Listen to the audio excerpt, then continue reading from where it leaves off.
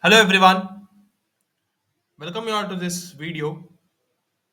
So in my previous video, I've told you right, I'm going to make a video of set of rules which you need to be following for the uh, procedure for the Karnaugh maps or the K maps. In the previous video, we had seen with the introduction to K map. What do you mean by K map?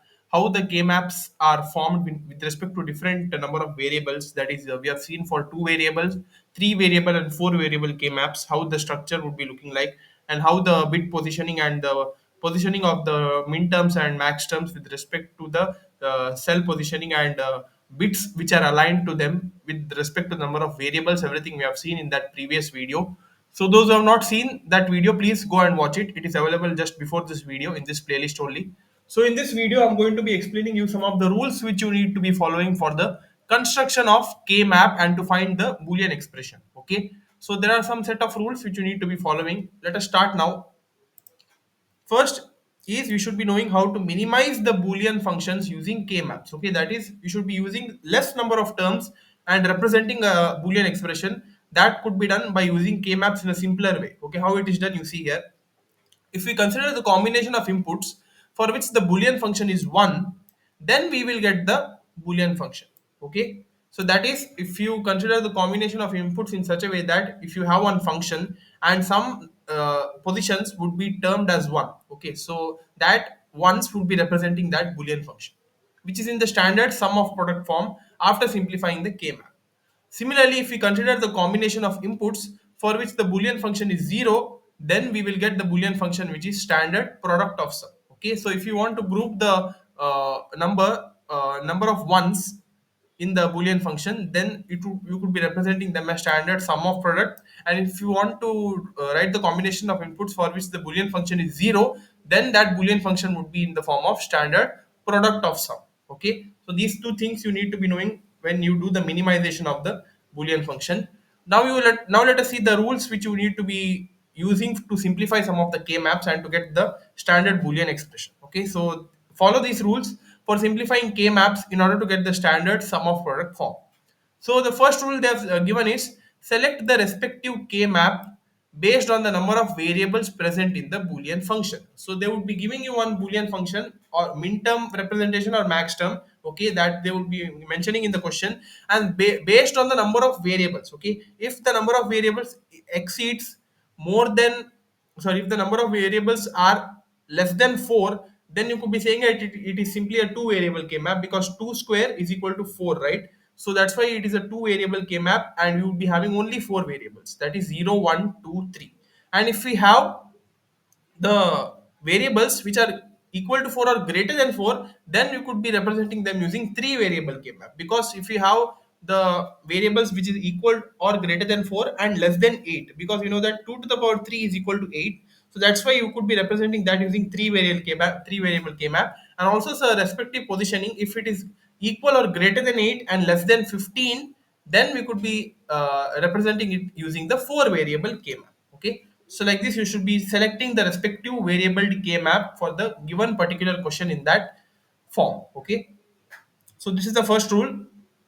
Next rule is, if the Boolean function is given as sum of min-term form, then place the ones at the respective min-term cells in the K map. So that is, so in the Boolean function, they would be giving you whether it is a min-term form or max-term form. For the representation for min-term, you use the term sigma, right? We use the term sigma for a min term, and for max term we use this representation, that is pi. Okay, that they would be mentioning in the question. Most of the time in the problems they would be asking only this sigmas. Okay, the max term representation they won't be asking. Okay, yeah. So but still, for your information, I thought to tell you. Okay, so if the Boolean function is given as sum of product form, then place the ones in all possible sense of K map for which the product terms are valid. That is, if it is in the sigma form, that is the sum of product form, you should be placing the ones, that is whatever the positions are mentioned in the question, at that cell blocks you should be writing one, and then you should be grouping them. Okay, vice versa, if the product of sum form, that is pi form, is given in the question, then you should be grouping the zeros. Okay, you should be placing the zeros and then grouping them. Okay, so like this you should be making the groups here. Next rule is, check for the possibilities of grouping maximum number of adjacent ones. Okay, so this is very important. That is in the particular, if you after you write the positioning of the blocks, then if you after in the question if it's mentioned which for which positions either ones or zeros are kept.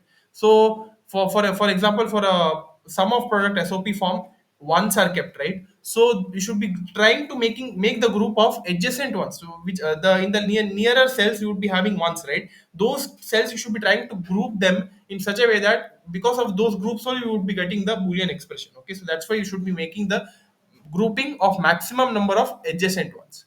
It should be powers of 2, starting from the highest power of 2 up to the least power of 2. Okay, so powers of 2 means you should be you should be trying to make a group of 8 first if it is possible. For example, for a 4 variable k map, the highest number of elements could be fitting in a single group is 8 elements, that is 2 to the power 3, that is a power of 2. After that you should be checking for group of 4, that is 2 to the power 2, that is equal to 4. Then the least priority you should be giving for group of 2, that is 2 to the power 1 is equal to 2. Like that you should be checking from the highest order group to the lowest order group with respect to the powers of 2. Start from the highest power of 2 up to the least power of 2. Just now I've told you highest power is equal to the number of variables considered in k map, and least power here is 0. Okay, yeah. So each grouping will have either a literal or one product term. It is also called as prime implicant. Okay, so what do you mean by this prime implicant? Each grouping will have either a literal or one product term. So the prime implicant is said to be essential prime implicant if at least single one is not covered with any other groupings but only that grouping covers. That is, for example, if you are after grouping, you would be left with one term that is left alone. Okay, so those left alone terms are called as literals, or in case of k-maps they're called as prime implicants. Okay, so those terms are called as prime implicant, and that if you want to group them with respect to other groups, then you should be grouping them in the adjacent group. Okay, so those terms are called as prime implicant terms.